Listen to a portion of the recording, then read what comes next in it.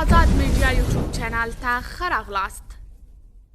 سراج الدین حقانی وایي یوازې زما له لاسه 1050 استشهادیان تیر شوي. د طالبانو د کورنیو چارو چارسمبالي وزیر سراج الدین حقانی د افغانستان په سویلي ښار کې یوې غونډې ته ویلي یوازې د ده له جنګي جبهې 1050 کسان د هغه پر ټکو استشهادي یا ځانمرګي بریدونه کړي دي.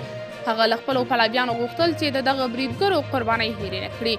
دا لومړی ځل دی چې د طالبانو یو مشر افغانستان کې د ځانمرګو بریدونو د شمیر په اړه غږیږي. ښاغلي حقاني د غونډې ته وویل ګورئ زموږ او ستاسو به کوښښ دا وي که پر موږ نفس غلبه کوي. یو کال وړاندې حالت به یادوو ډېر استشهادیان وو.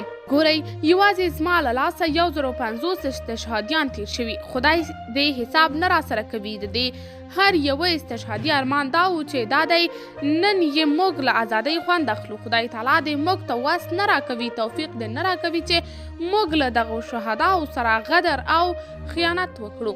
تر اوسه افغانستان کې د طالبانو د نورو خاپونو او جنگي جبهو له لوري د کارېدلو ځانمرګو بریدونو شمیر نه دی معلوم. په تیر نومبر کې سراج الدین حقانی د کابل په انټرکانټیننټل هوټل کې د ځانمرګو بریدګرو سلګونه وارثین وربللي وو او هغوی سره یې د مرستو او لاسنیوي ژمنې کړې وې.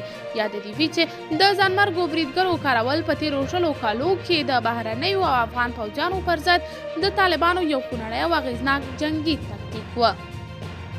طالبانو د افغانستان بیلابیلو برخو کې دا ډول بریدونو کې افغان او بهرنیو پوځیانو ته درنه مرګ ژوبله اړوله. پخواني افغان حکومت ظاهرا د طالبانو د دې جنګي تکتیک پر وړاندې هیڅ عملي ځواب نه درلود، خو تل یې ټینګار کاوه چې ځانمرګي بریدونه حرام دي او طالبان پکې عام خلک برخه کوي. طالبان بیا استدلال کوي چې استشهادي بریدونه له ځانمرګو بریدونو توپیر لري او په جنګي حالت کې د اړتیا پر وخت او د وروستۍ وسیلې په توګه استشهادي بریدونه روا دي. خو په تیرو کلونو کې په سعودي کې د کعبې د امام او همداراز د مصر د الازهر پوهنتون د شیخانو په ګډون ګڼو مذهبي مشرانو دا ډول بریدونه حرام او له اسلامي اصولو سره په ټکر کې بللي دي. قدرمنو لیدونکو تاسې د دې موضوع په هکله څه نظر لرئ؟ نظریات مو راسره په کمنټ کې شریک، ویډیو لایک او چینل سبسکرایب کړئ.